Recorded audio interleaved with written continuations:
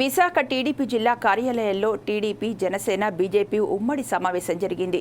ఈ సమావేశంలో విశాఖ పార్లమెంటు కూటమి ఎంపీ అభ్యర్థి భరత్, 7 అసెంబ్లీ నియోజకవర్గాల కూటమి అభ్యర్థులు, టీడీపీ, జనసేన, బీజేపీ జిల్లా అధ్యక్షులు, నాయకులు పాల్గొన్నారు.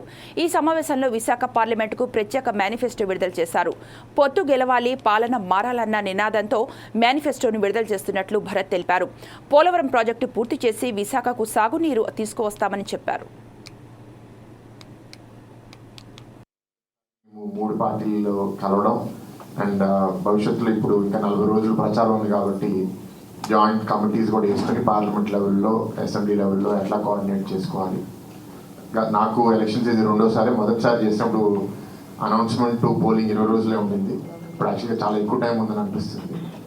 అండ్ ఇవాళ ఉన్న పాలన కూడా గత 5 సంవత్సరాలకు చాలా దుర్మార్గ పాలన అనేది చాలా స్పష్టంగా చూస్తున్నాం. మిస్ఇన్ఫర్మేషన్, అబద్ధాలు, వ్యవస్థలను ఎట్లా నిర్వీర్యం చేయాలి అనేది అనేక అంశాల్లో చూపించారు. ఇందాక మాట్లాడుతూ బాబ్జీ గారు కూడా అన్నారు, ఒక ఎంపీ అభ్యర్థిగా నేను విశాఖపట్నానికి ఏం చేయబోతున్నానని చాలా ఇంటర్వ్యూస్ చేస్తుంటే నన్ను అడుగుతున్నారు.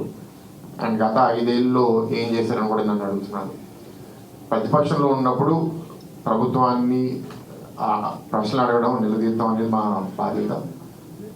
ఇవాళ ప్రజాస్వామ్యంలో నిలదీసే, ప్రశ్నించే ఒక స్వేచ్ఛ కూడా మీ అందరం కోల్పోయాం. రాజకీయ నాయకులు ఎవరన్నా మాట్లాడితే కూడా వాళ్ళ మీద కేసులు పెట్టడం, బయటకు వచ్చి మేము ర్యాలీస్ పెట్టాలంటే కోవిడ్ టైంలో ప్రత్యేకంగా ఆపోజిషన్ పార్టీస్ మీద నిబంధనలు పెట్టారు. కానీ రూలింగ్ పార్టీ ఏ ప్రోగ్రామ్ చేయాలన్నా సరే మాస్కులు లేకుండా చేసినా సరే వాళ్ళ మీద ఏమీ ఆపలేదు.